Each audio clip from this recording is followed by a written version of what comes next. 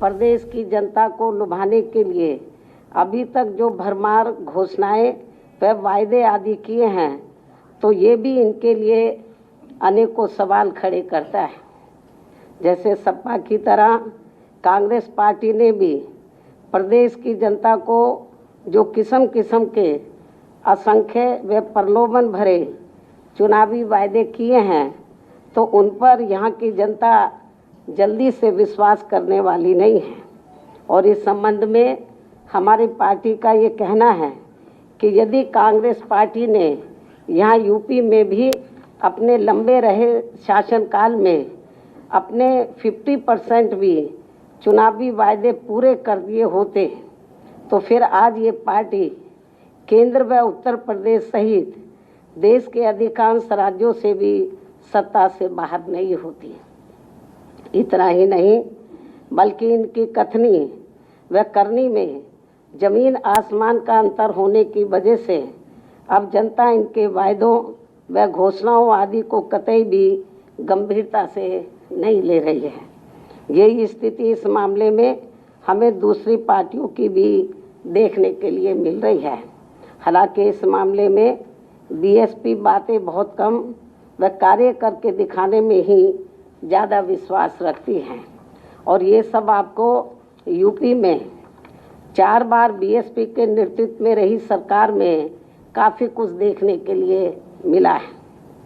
और अब मैं खासकर केंद्र व यूपी में आसीन सत्ताधारी पार्टी बीजेपी के बारे में ये भी कहना चाहूँगी कि यदि इस पार्टी को जनहित व आम जनता के दुख दर्द आदि की थोड़ी भी परवाह व चिंता होती, तो पिछले दिनों जिस प्रकार से पूरे देश में हर दिन रिकॉर्ड तोड़ पेट्रोल एवं डीजल आदि की कीमतें बढ़ी हैं और जिस कारण फिर पूरे देश में महंगाई भी काफ़ी ज़्यादा बढ़ी है, तो ये सब जनता आसानी से भुलाने वाली नहीं है।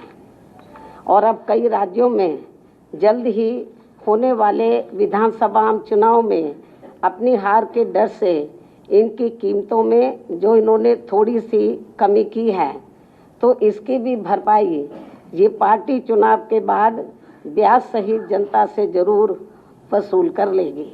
इसे भी जनता को ज़रूर ध्यान में रखकर चलना चाहिए।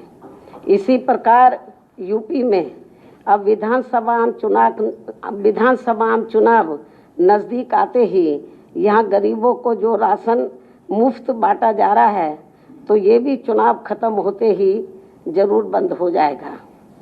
ऐसे अनेकों और भी अब किस्म किस्म के प्रलोभन दिए जा रहे हैं, जो चुनाव के बाद फिर कहीं भी नज़र नहीं आएंगे।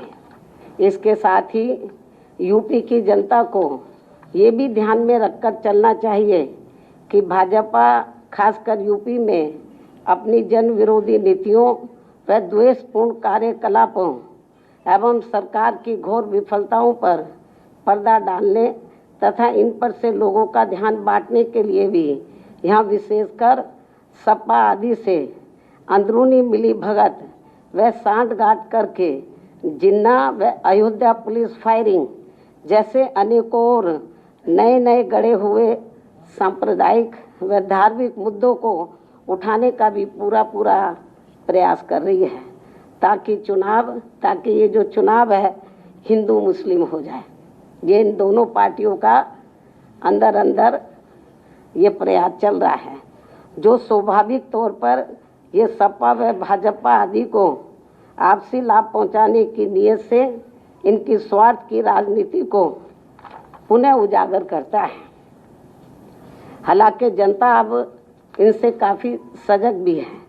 साथ ही बीएसपी को ये पूरी उम्मीद भी है कि अब प्रदेश की जनता इनके इस प्रकार के किसी भी षड्यंत्र का शिकार होने वाली नहीं है। वैसे ये बात भी सर्वविदित है कि सपा व भाजपा की राजनीति हमेशा एक दूसरे के पोषक व पूरक रही है और इन दोनों पार्टियों की सोच जातिवादी एवं सांप्रदायिक होने के कारण इनका अस्तित्व एक दूसरे पर ही आधारित रहा है।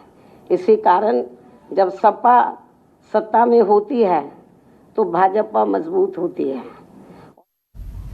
कांग्रेस और बीजेपी साथ ही समाजवादी पार्टी सभी पर मायावती ने निशाना साधा है। नमस्कार, मैं हूं मानक गुप्ता। अगर आपको हमारा ये वीडियो पसंद आया हो तो इसे लाइक और शेयर जरूर करें और हां, हमें सब्सक्राइब और फॉलो करना ना भूलें ताकि आप देश और दुनिया की कोई खबर मिस ना करें। तो जुड़े रहिए हमारे साथ और देखते रहिए न्यूज़ 24।